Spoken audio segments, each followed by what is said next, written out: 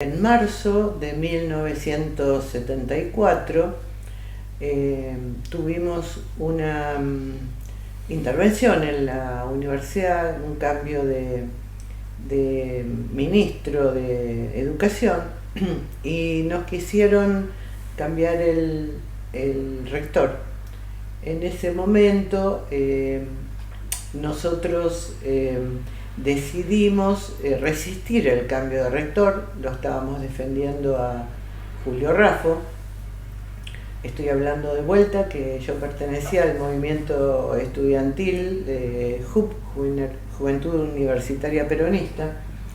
Y bueno, los compañeros decidimos que una de las maneras que teníamos de resistir esto era una toma pacífica del rectorado, donde también luego seguían, o sea, mientras tanto seguían las clases. Creo que era un fin de semana, no recuerdo bien la fecha, pero fue para fin de marzo esta situación. Habíamos decidido, bueno, ir, digamos, turnarnos en la toma del rectorado. Había algunos no docentes, había algunos docentes y había algunos alumnos. Que no necesariamente eran militantes, sino alumnos que se plegaban a nuestro reclamo. Estábamos en el rectorado, era a la tarde, no recuerdo bien la hora, pero creo que serían las 5 de la tarde, por ahí 6, y recibimos un llamado de alguien que decía que preguntó por el jefe de la toma. Atendí yo el llamado porque estaba familiarizada con los intercomunicadores de la universidad, porque trabajaba ahí, y me pidieron que les pasara con el jefe de la toma. Le pasé con el que era el responsable en ese momento y le dijeron, vamos a ir y los vamos a reventar. A partir de eso, como adentro había gente que había ido con sus hijos porque era una toma pacífica, empezamos a ordenar las cosas y decir, bueno, puede ser una broma, puede ser asustarnos, puede ser muchas cosas, vamos a sacar a los chicos de acá. Y decidimos hacer la denuncia a la policía. Llamamos por teléfono a la comisaría y lamentablemente nos atendió la misma persona que nos había amenazado. En ese momento había un compañero que trabajaba en Extensión Cultural, que se llamaba Carlos Couto, que estaba con su hija, que tenía 4 o 5 años. Entonces nos pidió que se la llevemos a la esposa, y fui con una compañera, le llevamos la nena a su esposa y después volvimos caminando hacia la facultad. Ya había anochecido cuando pasó todo esto. Mientras tanto, los demás compañeros se quedaron, algunos hablando con los medios, bueno, todo lo que se hacía en una toma. Estaba con la compañera en la esquina, que era en ese momento la biblioteca de la universidad, y estábamos conversando cuando vimos que arranca la camioneta de la universidad, y cuando nos ve en la esquina esa, nos grita algo, váyanse porque reventaron a Hugo, o algo por el estilo. Mi compañera me dijo, andate enfrente, y ella salió corriendo porque la persona que había dicho eso era el novio de la compañera que estaba conmigo. Y ella entró al rectorado y desapareció, y yo me quedé esperando afuera. Esperé un tiempo largo, la gente que entraba no salía, estaba todo oscuro, no sabía realmente lo que había pasado, no lo entendía.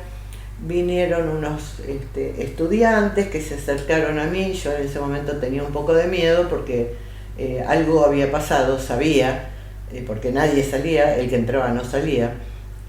No sabía si estaban adentro, si habían agarrado rehenes, no sabía qué era lo que había pasado.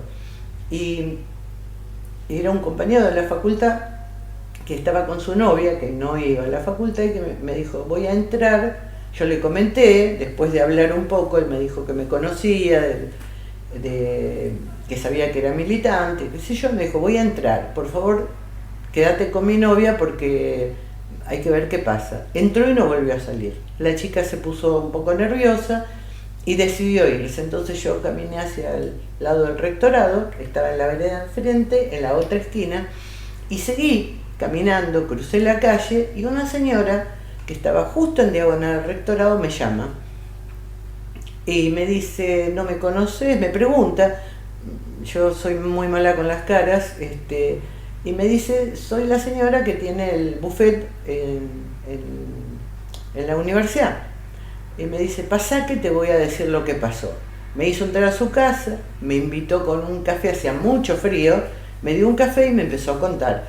Me dijo que ella estaba esperando a su hija, que llegara de trabajar o de algún lado que había ido, que veía unos autos que no le gustaban nada y por eso estaba preocupada por su hija. Y cuando en un momento determinado los autos estaban estacionados transversal a Pavón, o Hipólito Yrigoyen era en ese momento.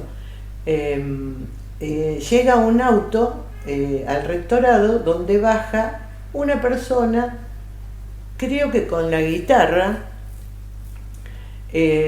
con una guitarra, y cuando se va el auto que deja a ese chico, arrancan eran dos autos que estaban en la intersección, giran sobre Mitre y descargan ráfagas de ametralladora contra el rectorado, y matan a un alumno que fue Hugo Hansen.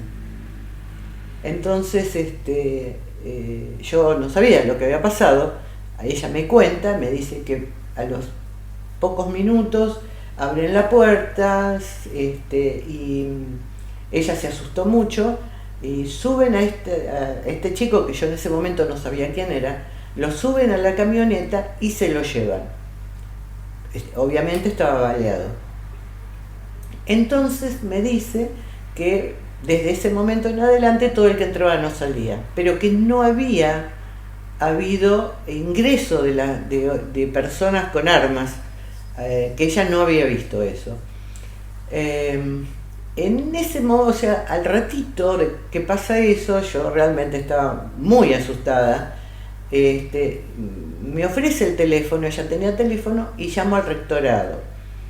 Bueno, eso era un infierno, se escuchaban gritos, y en ese momento me dijeron que estaba por pasar, o estaba por llegar, Julio Raffo, que estaba en el ministerio con, creo que era Tayana, con el hijo de Tayana en ese momento, que iba a pasar, que iba a llegar al rectorado. Entonces me dijeron, si estás ahí, pará el auto, que no entren. Entonces me quedé en la casa de la señora y vi pasar, cuando empezó a pasar el auto del rectorado, salí, el auto de Raffo, que era de la universidad, salí, pero ya había pasado, pero ellos se dieron cuenta que había algo raro y volvieron a dar la vuelta por Irigoyen, y ahí yo ya salí, y cuando me vieron subí al auto y les conté lo que había pasado. Yo realmente ya para esa hora era tarde, no recuerdo si eran 8 o 9 de la noche, ya habían pasado como 3, 4 horas de todo esto, y ahí fue donde les dije lo que había pasado. Me llevaron hasta mi casa, yo no recuerdo bien, pero llegué muy tarde, y ellos se fueron a hacer la denuncia, no recuerdo qué